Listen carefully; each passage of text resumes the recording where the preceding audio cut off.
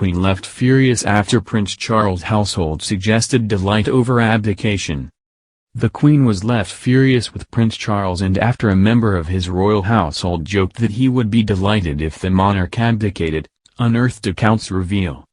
The Queen faced more heartbreak this week after her close friend and lady-in-waiting, Lady Diana Farnham, died aged 90. She was one of Her Majesty's closest friends and most trusted confidants, having acted as her Lady of the Bedchamber since 1987.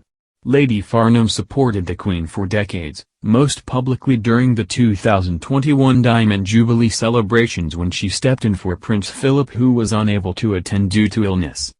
Her death comes just months after the passing of another of the Queen's ladies-in-waiting, the Duchess of Grafton.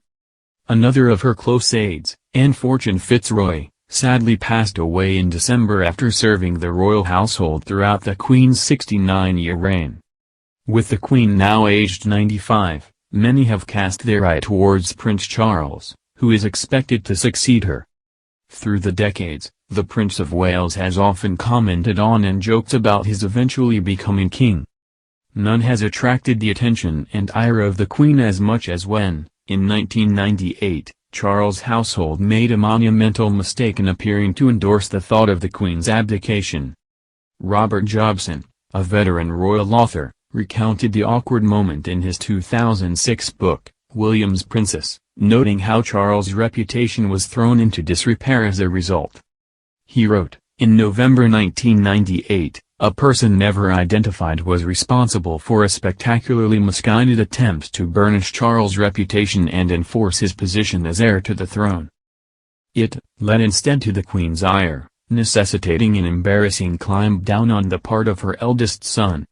The Queen was appalled to read that a St. James's Palace aide had asserted that Charles would be privately delighted if his mother were to abdicate. If true, this was a delight the prince would have been better keeping to himself.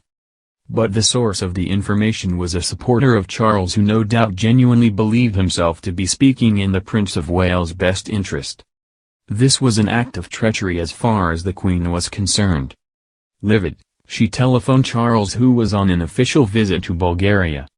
He knew nothing about it but agreed with his mother that a joint statement should be issued in which Charles would stress his abiding admiration and affection for the Queen.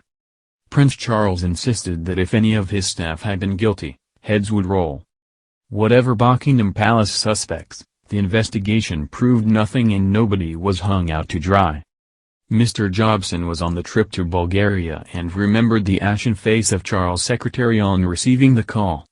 He continued, "A statement was issued rubbishing the notion that Charles had any interest in his mother abdicating. It was a joint statement from monarch and heir, the subtext perhaps being that without the Queen's clout, doubt might still remain. What it amounted to was a humiliating public apology from son to mother that the newspapers seized on enthusiastically. Much has been said of whether Charles will take the throne or pass it on to his son, Prince William.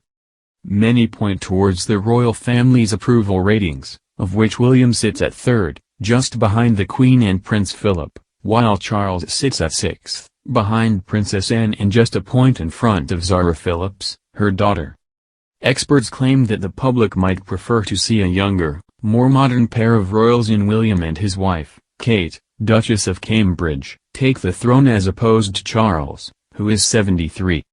Constitutional researchers at University College London's, UCL, Constitution Unit previously said that having waited over 60 years as heir apparent, it would be perfectly natural for Prince Charles to want to assume the throne and perform the royal duties for which he has spent so long preparing and waiting.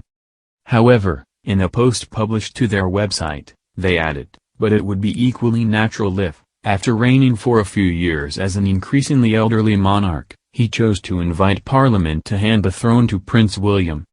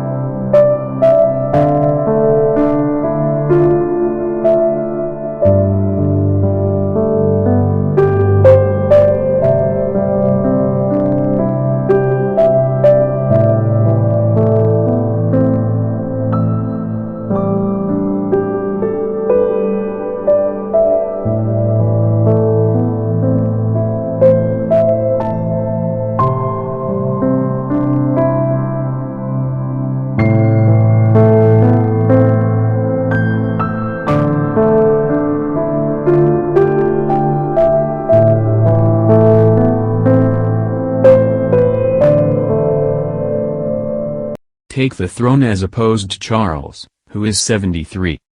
Constitutional researchers at University College London's, UCL, Constitution Unit previously said that having waited over 60 years as heir apparent, it would be perfectly natural for Prince Charles to want to assume the throne and perform the royal duties for which he has spent so long preparing and waiting.